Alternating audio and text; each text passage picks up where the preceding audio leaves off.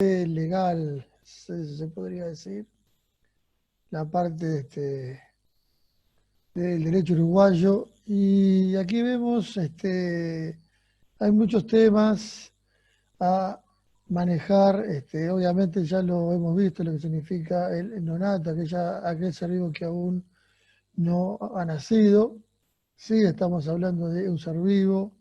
Sí, estamos hablando de alguien que está desarrollando funciones vitales, que tiene una expectativa de nacimiento, que se está gestando en el vientre de su madre, que tiene una actividad vital por sí mismo. O sea, todo eso lo manejó muy bien Edivia, ¿no? La doctora Edivia Rodríguez, y a ello me remito.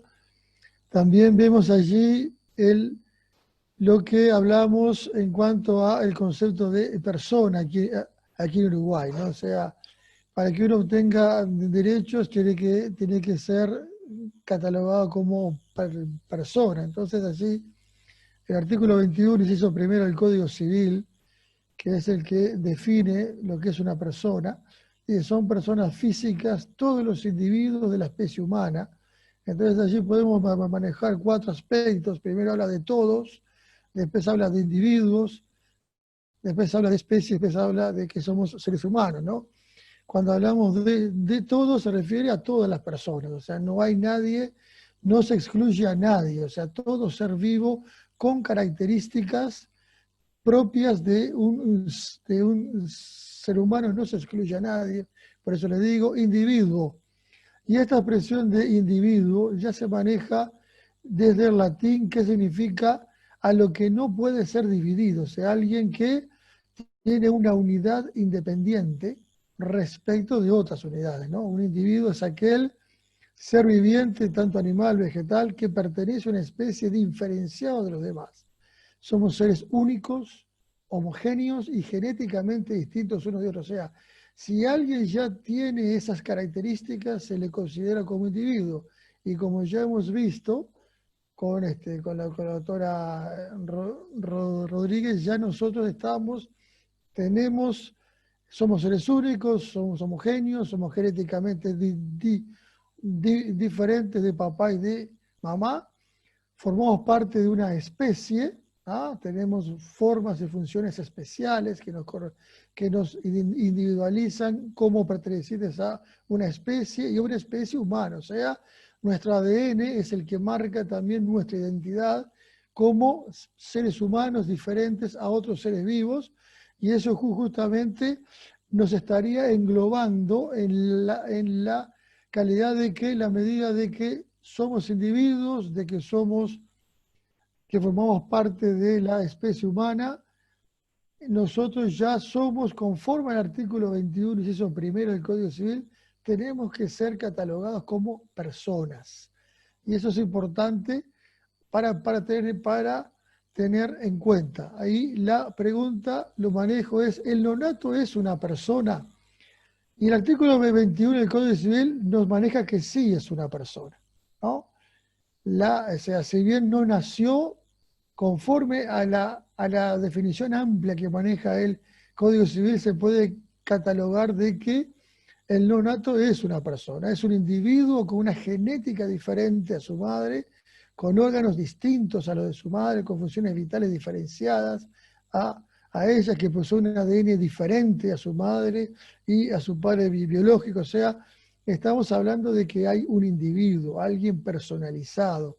Por eso, a mi entender, el nonato ya es una persona dentro del derecho uruguayo. O sea, no es fácil llegar al concepto de personas porque antes había cuatro posiciones respecto a lo que es una persona, debido a derogaciones posteriores del Código Civil, que antes se exigía que se naciera, que fuera viable, que viviera 24 horas naturales. Esas características fueron derogadas por la ley 19.075, si bien tenían que ver con otro ámbito. Hoy por hoy se puede decir que las posiciones se centralizan en una posición de concepción, es personas desde la concepción, u otros manejan 6 personas desde el nacimiento, que es cuando comienza la vida extrauterina y se adquiere una autonomía de movimiento. Se podría decir fuera de lo que es el vientre de la madre, el útero materno. Son las dos posiciones que se ha manejado doctrinariamente en el derecho uruguayo. Pero hay una pregunta aquí que yo lo manejé como pregunta. ¿Derecho a la vida del nonato? ¿Tiene el nonato derecho a la vida? O sea, porque justamente conforme a la concepción se tiene o no se tiene, si se maneja la concepción de que se es persona desde el nacimiento, no tendría el derecho a la vida. Si se maneja la concepción de que se es persona desde la concepción, sí se tiene derecho a la vida, pero vamos a ver qué es lo que significa tener derecho a la vida, ¿no? El derecho a la vida es un derecho inherente, o sea que no se puede quitar de la personalidad humana, ¿no? Es el derecho a vivir y a que se le otorgue la posibilidad de vivir. Es el derecho que todo ser humano tiene, ¿no? Es el derecho que tiene cualquier ser humano por el simple hecho de existir y de estar vivo, ¿no? Obviamente, ahí vemos el tema de la existencia y de hecho es el derecho fundamental, porque si no tenemos derecho a la vida no podemos gozar de otros derechos típicos de la persona humana, de la personalidad humana. Amén. Entonces vamos a el artículo 4, inciso primero allí del Pacto de San José de Costa Rica, ratificado por la ley 15.737 en Uruguay, ¿no? Dice que toda persona tiene derecho a que se respete su vida. Este derecho estará protegido por la ley y en general a partir del momento de la concepción. Nadie puede ser privado de la vida arbitrariamente. Entonces allí vemos que este Pacto de San José de Costa Rica, esta disposición que es ley en Uruguay, estaría amparando la posición que se es persona desde la concepción y ya con derecho a la vida. También lo maneja, se podría decir allí, la Declaración Universal de Derechos Humanos de la ONU, también ratificada por la ley 10.683, que nos dice que todo individuo tiene derecho a la vida. Como la expresión que maneja es individuo, ¿no? Y se ha probado que tanto el embrión como el feto ya es un individuo, entonces tanto el embrión como el feto tiene derecho a la vida y por tanto ya de ese ámbito habría que proteger ese derecho. Lo mismo, aquí vemos el artículo 30 de la declaración, de esta misma Declaración Universal de Derechos Humanos, que todavía vemos lo que dice allí. Dice, nada en la presente declaración podrá interpretarse en el sentido de que confiere derecho al Estado, a un grupo o a una persona para emprender y desarrollar actividades o realizar actos tendientes a la supresión de cualesquiera de los derechos y libertades proclamados en esta declaración. Justamente, con la ley 18.987, parte de esto el Estado estaría incumpliendo. Y después lo vamos a estar viviendo en qué ámbito se podría decir que estaría incumpliendo este artículo 30 de la declaración. Y tenemos aquí el artículo 7º de la Constitución de la República, que dice que los habitantes de la República tienen derecho a ser protegidos en el goce de su vida, honor, libertad. O sea, varios derechos, pero si no somos protegidos en el derecho y en el goce de la vida, es imposible que podamos tener los demás derechos, porque una persona que no vive no tiene honor, no tiene libertad, no tiene seguridad, menos trabajo y menos propiedad. Y de hecho, ninguna ley y dice que nadie puede ser privado de estos derechos sino conforme a leyes que se establezcan por razones de interés general. O sea, importante este punto en cuanto a lo que es el derecho a la vida de todo habitante, de toda persona. Un constitucionalista muy conocido, que inclusive fue legislador aquí en Uruguay, el doctor José Corseñac, dice, desde el punto de vista biológico, el derecho a la vida supone el derecho a nacer, el derecho a existir y el derecho a sobrevivir. Entonces vemos que ¿qué es lo que significa el derecho a la vida? Si significa el derecho a nacer es porque ya se ve, se entiende de que el embrión y el feto tienen derecho a la vida, o sea, tienen derecho a que se les respete su derecho a nacer. Hay un autor, Speckman, que dice, la personalidad es una constitución esencial, no una cualidad accidental. Mucho menos un atributo que se adquiere poco a poco. No es que se adquiera poco a poco la personalidad, se adquiere desde el principio. ¿Ah? Es algo muy interesante ver este punto y al final dice incluso a los que todavía no son capaces. O sea, una cosa es ser titular de un derecho y otra cosa es tener la capacidad para poder ejercer el derecho. Entonces, vemos allí que en este ámbito ya el feto y el embrión tienen ese derecho a la vida. Posenti también dice que las informaciones que da la biología confieren la certeza de que por su origen, estructura genética, organización celular, ¿no? Desde el instante de la concepción hay una vida humana, o sea, biológicamente hablando hay una vida humana.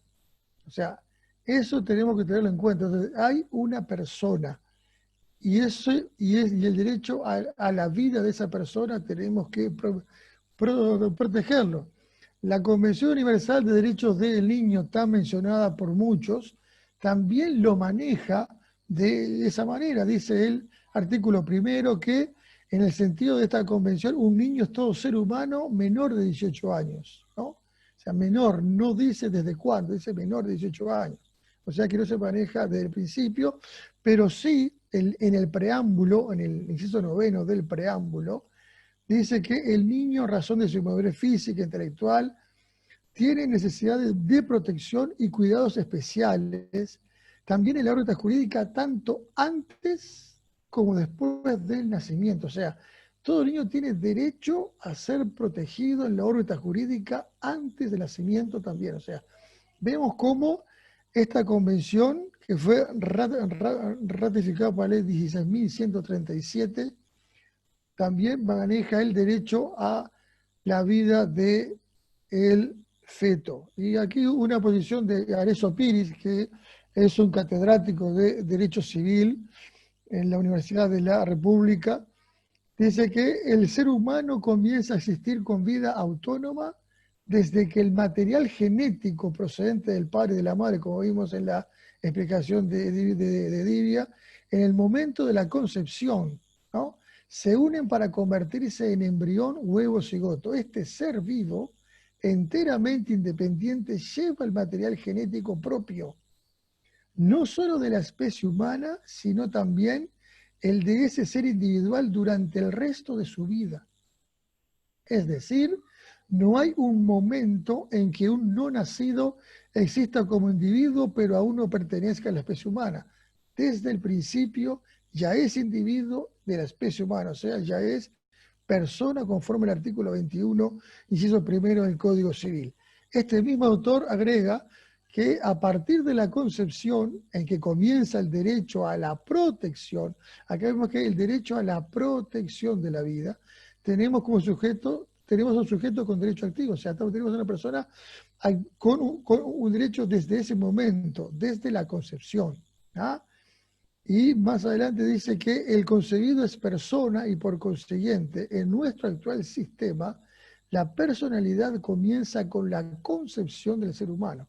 Estamos hablando de catedráticos tanto de derecho constitucional como Corseñac y de derecho civil como Arezzo Piris.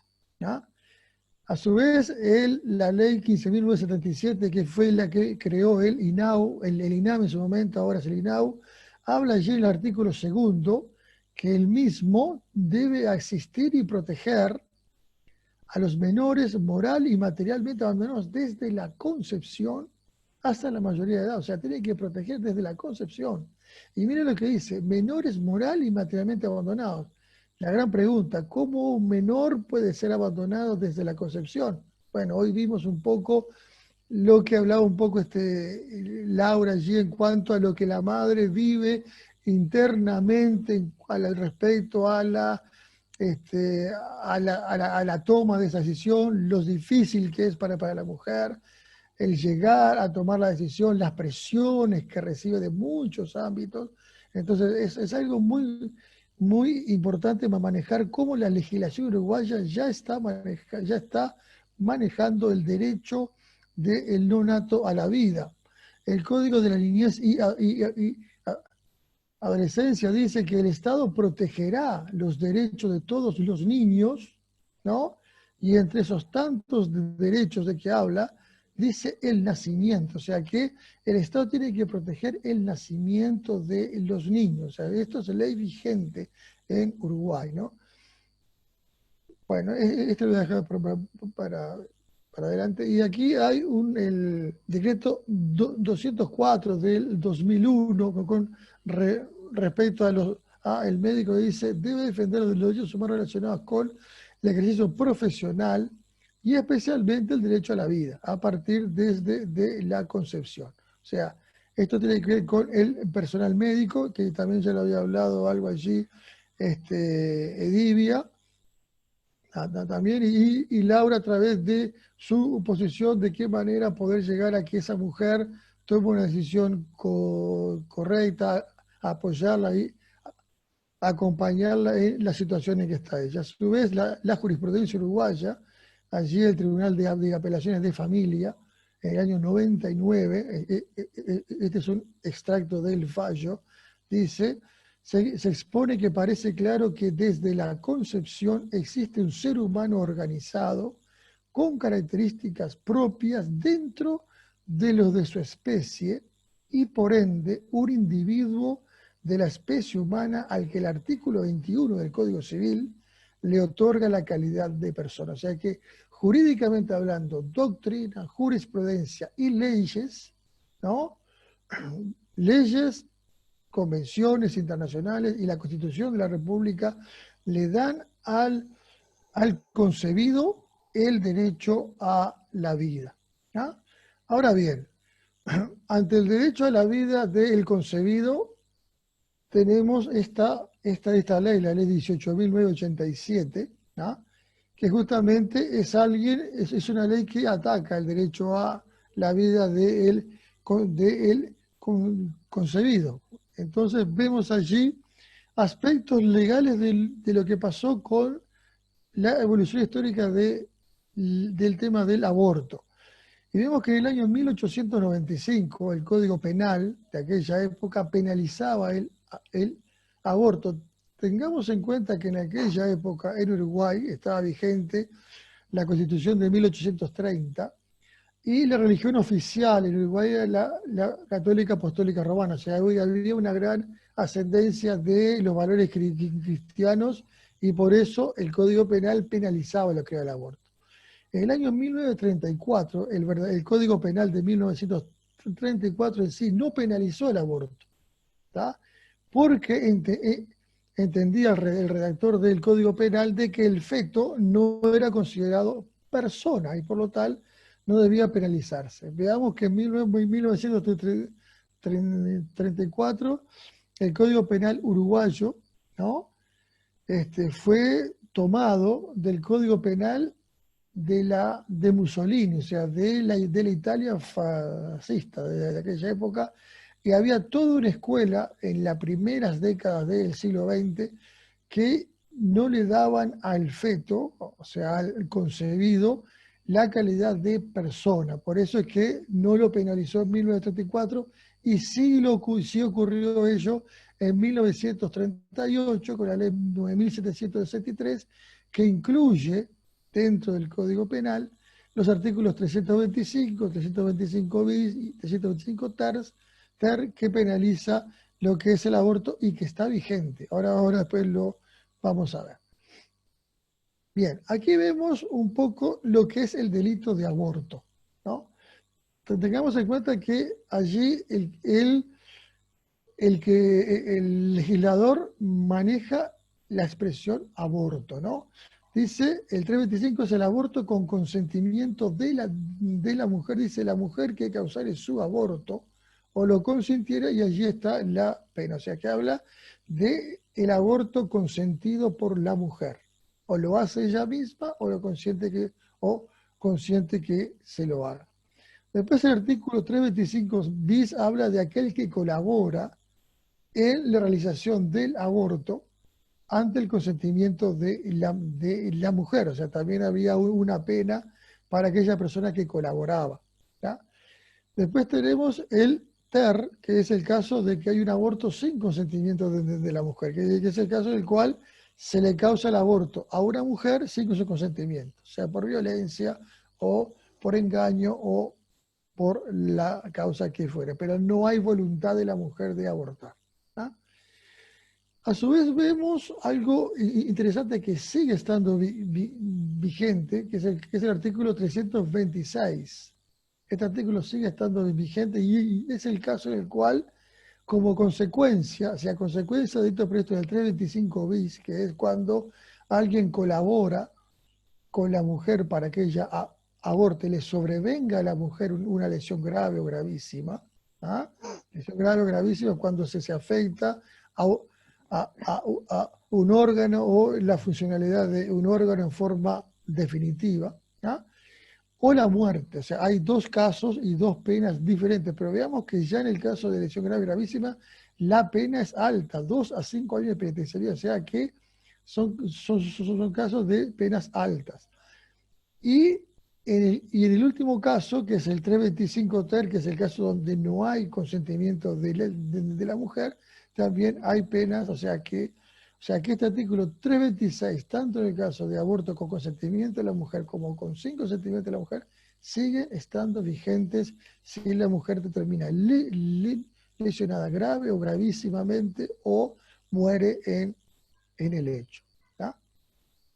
Después aquí habla casos de agravantes del mismo delito de aborto que sigue estando vigente, ¿no? Que es cuando se comete con violencia o fraude contra la mujer, cuando se realiza contra una mujer menor de 18 años, ¿ah? O privada de razón o sentido. Aquí no necesariamente tiene que haber sido declarada incapaz. Puede ser una mujer que no esté con facultades lúcidas en el momento en el que se practica el aborto. O se practica por parte de el marido, que fundamentalmente en casos de violencia, que allí el artículo 47, inciso 14, habla justamente en casos de abuso de autoridad en relaciones domésticas, cohabitación o ejercicio de profesión u oficio. Entonces estamos hablando de agravantes a la pena, o sea, aparte de la pena que está en el 325, se le agrava en un poco más. ¿Tá? Y el 328 habla de causas atenuantes y eximentes de la pena. ¿Ah? Pero la diferencia acá es que queda a criterio del juez.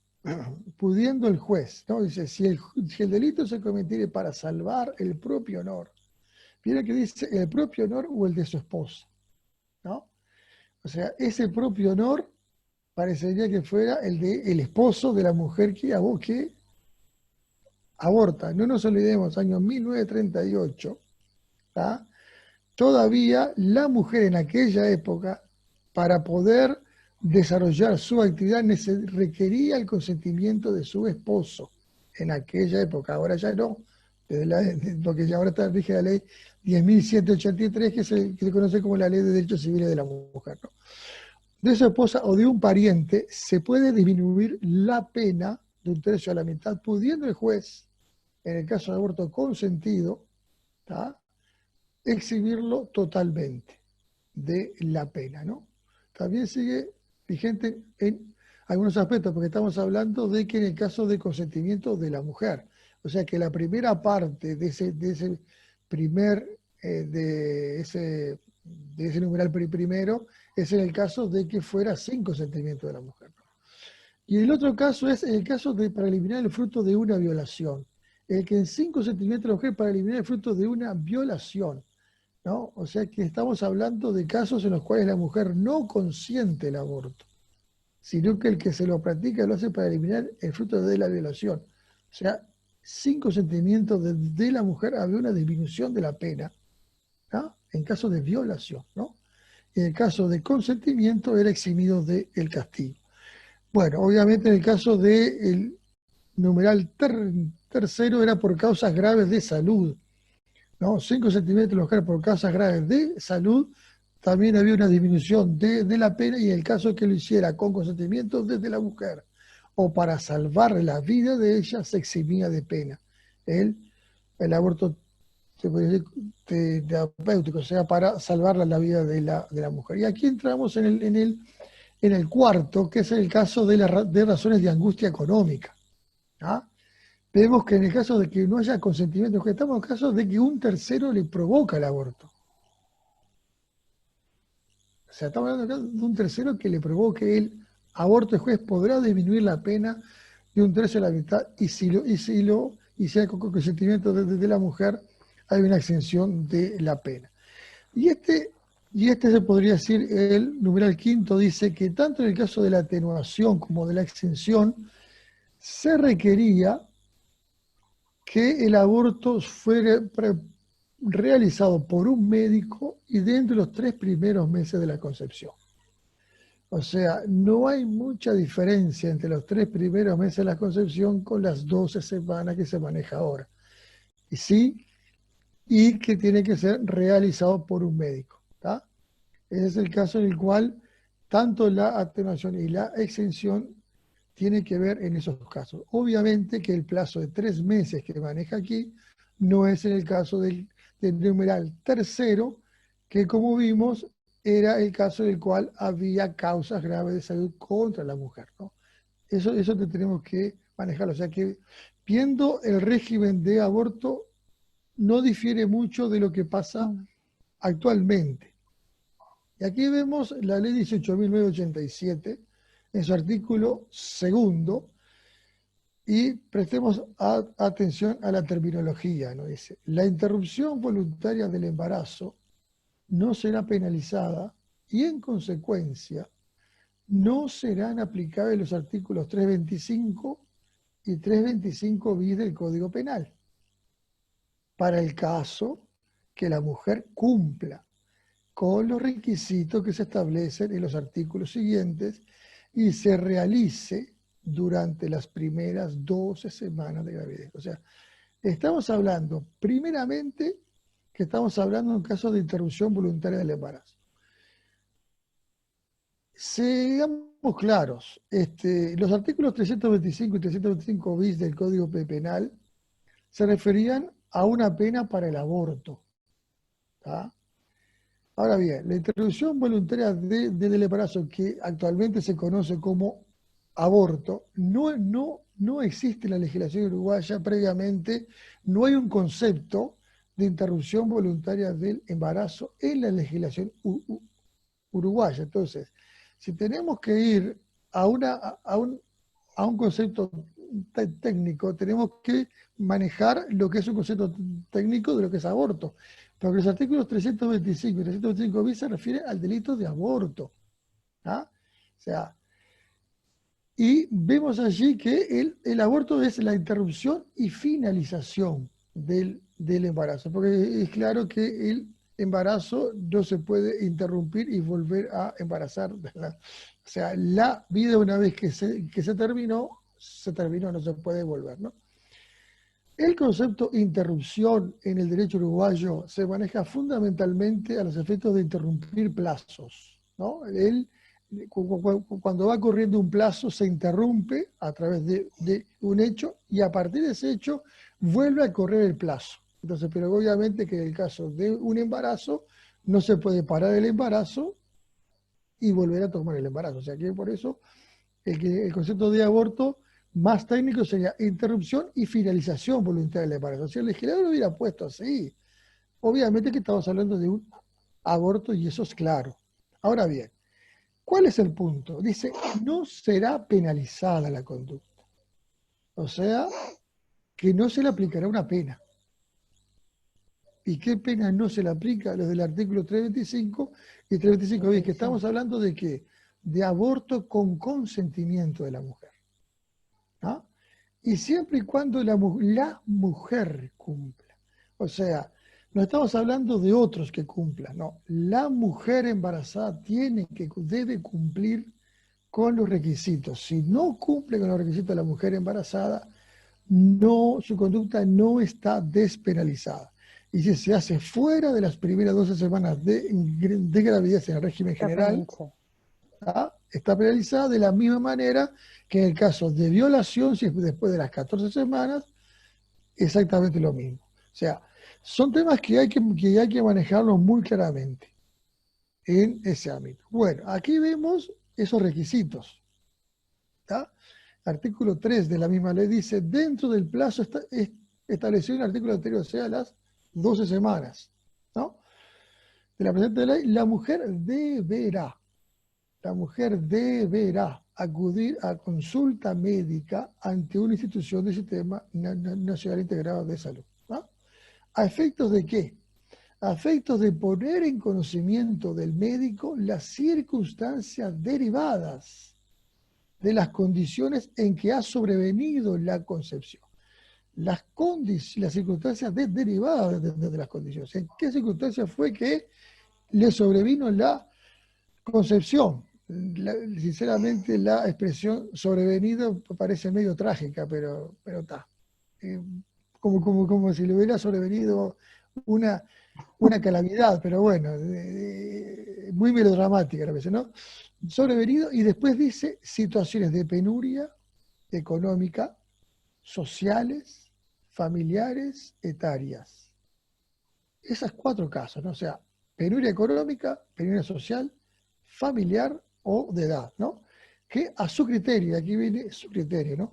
Le impiden continuar con el embarazo en curso. O sea, ahí vemos el criterio que se le da, el criterio amplio que se le da a la mujer a los efectos de empezar el trámite, vamos a manejarlo así, de empezar todo el trámite, todo el procedimiento, que muy bien lo explicó la doctora Laura Rubán, ¿no? Ahora bien, el artículo 4 maneja deberes de los profesionales del grupo interdisciplinario, que lo manejó también la doctora. Y en el versículo, y en el literal B dice entrevistarse con el progenitor. O sea, aquí hay una entrevista con, obviamente, con el padre biológico, en el caso de que se haya recabado previamente consentimiento expreso de la mujer. ¿Ya? Forma parte del deber del profesional y también el de abstenerse de asumir la función. Pero como la ley solamente le recalca la obligación de la mujer, entonces allí vemos que es la mujer la que está manejando un poco todo el procedimiento. Ahora bien, aquí el artículo 5 de esta ley es donde yo digo que, es donde yo pienso que se está yendo en contra del artículo 30 de la Declaración de Derechos Humanos, ¿no? Porque veamos el literal A, donde dice allí, dice promover la formación permanente del equipo profesional interdisciplinario especializado para dar contención y apoyo a la decisión. O sea, cuando ya el Estado toma partido para promover el apoyo a la decisión, yo creo que de esa manera estaría apoyando a que la mujer decidiera interrumpir con el embarazo. Si el artículo hubiera dicho promover, darle contención a la decisión que tuviera, bueno, como que allí estaría bien. Pero el apoyar la decisión ya es otro cantar. Lo mismo el estimular, o sea, una cosa es plantear el sistema, pero otra cosa es el estimular, ya es algo como que el Estado está tomando partido en algo, o sea, en algo, en desarrollar una actividad que él mismo internacionalmente hablando se obligó a no hacer. Bueno, el artículo 6, que es el que maneja las excepciones de las 12 semanas, ¿no? Están allí que dice cuando la gravidez implique un grave riesgo para la salud de la mujer. Y aquí vemos la segunda parte de este literal A, dice, en estos casos se deberá tratar de salvar la vida del embrión o feto sin poner en peligro la vida o salud de la mujer. Aquí vemos un caso interesante, dice que se deberá tratar de salvar.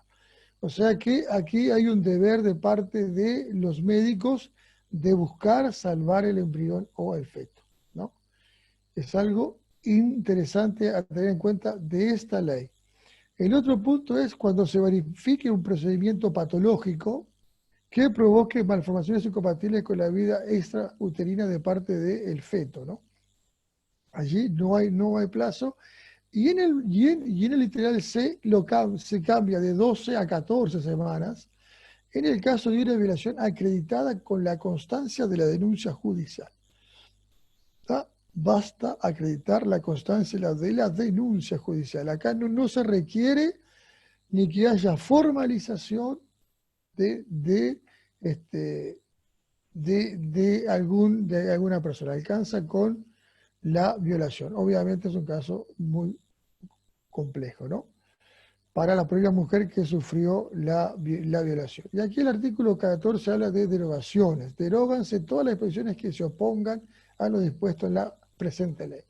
Si vemos de la manera que está redactado el artículo 2, hay pocas normas que estarían oponiéndose a esta ley, porque justamente lo que está haciendo allí no es derogar el artículo 325 y 325 bis, sino el que no sea aplicable para el caso concreto de que la mujer decida llevar a cabo la interrupción voluntaria del embarazo.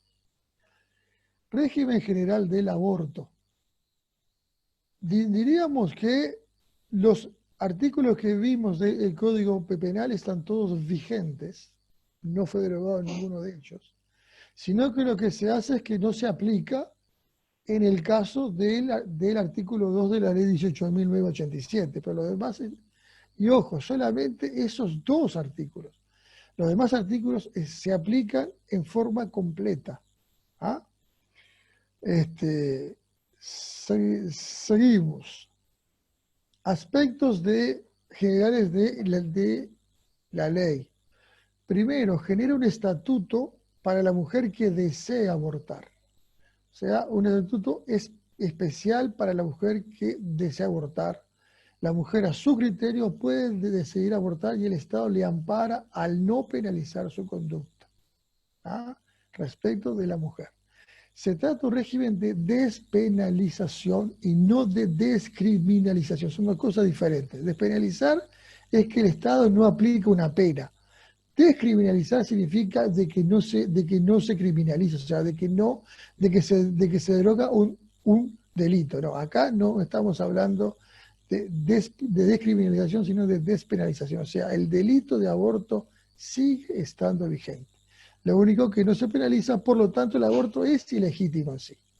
Es ilegítimo, pero no se penaliza siempre y cuando la mujer cumpla con los requisitos que están allí en el artículos 2 y 3 de la ley, ¿no? Se penaliza no solamente a la mujer, sino también al tercero que participa en el aborto siempre y cuando sea un médico, ¿no?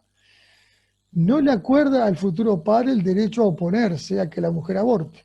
Si bien la mayoría de los casos de presiones hacia la mujer vienen de parte de la pareja, pero aquellos padres que quisieran tener el derecho a ejercer su paternidad, la ley no le da el derecho de decir que no, ¿no?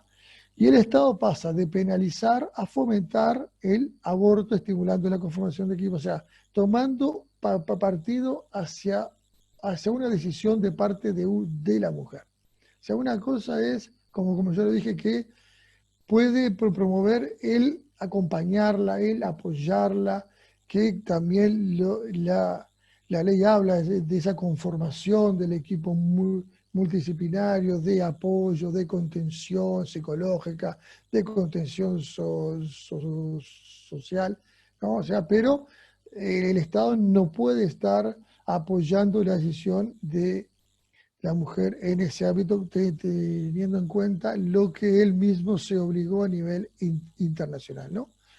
Bueno, y ya vimos lo del periodo, de 3 meses a 12 semanas o 14. Se podría decir algunas contradicciones que uno puede ver. Uno dice, esta, como muchos se dice, se despenaliza el aborto. Entonces uno dice, está.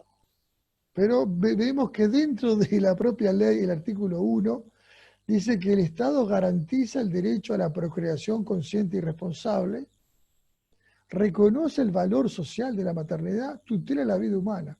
Bueno, ahí el de tutela, lo de la vida humana, hasta por ahí nomás. Prácticamente no tutela mucho.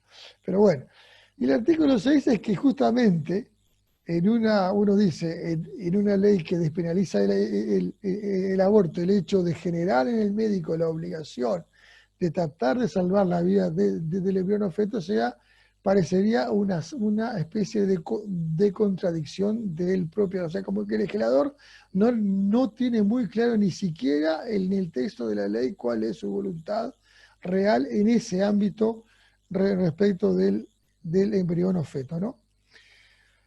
Y ese mismo artículo 6 es el que genera, es el que mismo en forma explícita está reconociendo la vida, el derecho a la vida del embrión. O sea, dice, en casos de, obviamente estamos hablando de un caso muy especial, en estos casos se deberá tratar de salvar la vida. Ya, si se debe tratar de salvar la vida del embrión o feto es porque el Estado, porque el legislador entiende que el embrión o feto tiene derecho a la vida. Entonces, allí la propia ley le está dando derecho a la vida al embrión o el feto, ¿no? Bien, y otro punto más, a pesar de que todo el mundo sabe lo que es el aborto en sí, la ley en sí no define lo que es el aborto. Porque inclusive el artículo 325 del Código Penal dice la mujer que causare su aborto. Entonces, uno mirándolo así fríamente dice, la mujer causar su aborto. ¿No será que causará el aborto respecto de la gestación, respecto del feto? Su aborto. Es imposible que la mujer se pueda abortar a sí misma. O sea, ni siquiera la tenían demasiado claro allí. Estamos hablando de una ley del año 38. Y la ley 18.987 no habla de aborto, sino que habla de interrupción voluntaria del embarazo.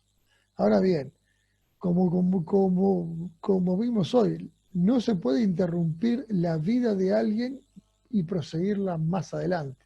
Sabemos que la interrupción voluntaria del embarazo lleva al aborto, porque no hay otra manera de que ocurra de esa manera. Pero por no poner aborto en la ley, bueno, dijo interrupción voluntaria del embarazo. Es difícil interrumpir la vida y dársela luego. Entonces, como que parecería que bastante incongruente en cuanto a la redacción. Lo que sí la ley penal define, y discúlpenme que lo ponga de demasiado dramático, pero lo que la ley penal define es el homicidio. Y el artículo 310, que es bastante amplio, dice, el que con intención de matar diere muerte a alguna persona, está vista de la pena, ¿no?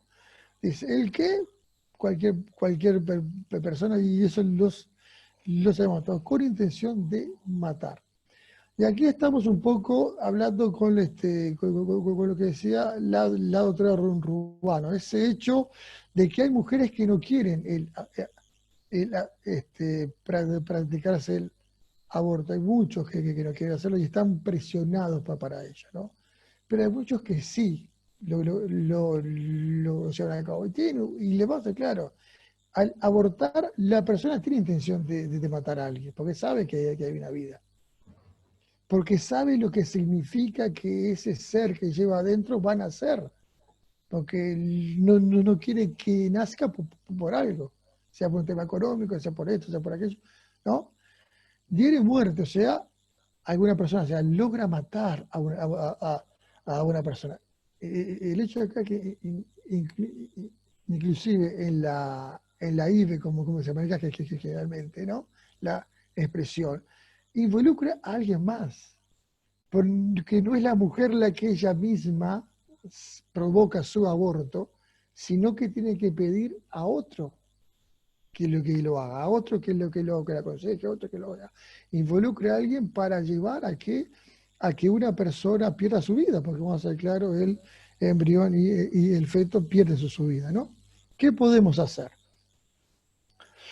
Bueno, primero, evitar que la mujer embarazada decida abortar. Al principio, cuando empecé a hacer estas presentaciones, había puesto ejerza su derecho al aborto. Aclaremos algo, la mujer no tiene derecho a abortar.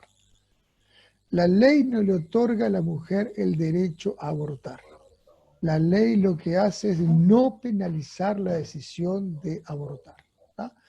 Y vemos allí, mediante políticas socio-psicoespirituales reales y pragmáticas, un poco lo que hablaba la doctora Urbano. O sea, estamos hablando de muchos ámbitos en los cuales debemos dar esa contención.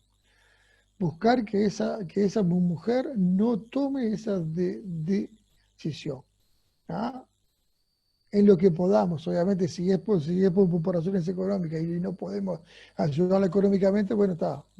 Pero sí, en lo que podamos hacer, por lo menos intentar que lo haga. Después yo manejo allí un literal B, que es promover modificaciones a la ley y darle derecho a aquel hombre que quiere tener una paternidad responsable, a que pueda, primero, al tener un interés real por su pareja y su hijo, y que inhiba la decisión de aquella, e incluso, por lo menos, que su opinión valga. En ese literal B que leí yo hoy, de cuando se hace la entrevista con el progenitor, si el progenitor se hace presente, si el progenitor da, digo, respalda en el embarazo a su pareja, quiere ser el padre, quiere ejercer la paternidad, se compromete de alguna manera que por lo menos esa decisión valga para detener ese procedimiento de aborto. El otro es la modificación, que se podría decir, del artículo 21 del Código Civil para hacerlo claro, ¿no? Son personas, todos los individuos de la especie humana desde la concepción. Poniendo esas tres palabras, ya terminamos todas esas leyes que yo agregué aquí para que más o menos una con otra nos demos ello, y promocionar el derecho del nonato. O sea, uno sabe que obviamente en todas se ha hecho mucha campaña a favor del embrión y del feto para que no ocurra para que no se vote lo de las leyes que despenalizan el aborto, pero justamente todo eso también puede llevar a que la mujer pueda tomar una decisión. Y algo muy importante aquí, cuando yo aquí en el literal B digo promover en el mismo, promover en el hombre ese interés real, es ayudar al varón a que realmente pueda y deba desarrollar una paternidad responsable, o sea, a que el varón realmente sea padre. Para ello, un poco lo que hablaba Laura Rubano, en cuanto al punto de la enseñanza en cuanto a la sexualidad, ¿no? Tanto en la mujer como en el varón, de cómo desarrollar programas que promocionen realmente una paternidad responsable. No solamente una maternidad responsable, sino una paternidad responsable, lo cual pienso yo que le daría mayor contención a la mujer y quizás detengamos de esa manera que ella decida. Ahora bien, ¿qué puede hacer aquel padre que quiere ser padre? ¿No? Que quiere ser padre, que quiere responsabilizarse del hijo. Bueno, el Código Civil, el artículo 252, define el instituto de la patria potestad. Dice, la patria potestad es el conjunto de derechos y deberes que la ley atribuye a los padres en la persona y en los bienes de sus hijos menores de edad.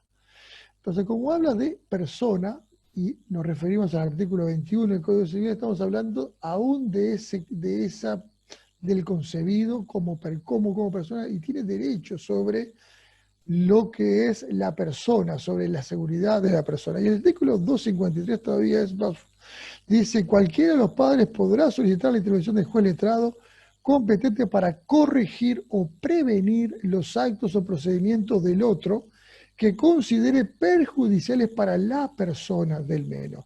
Entonces aquí, obviamente, requiere de varones que quieran tener una paternidad responsable, pero elementos hay como para poder ejercer su derecho en ese caso.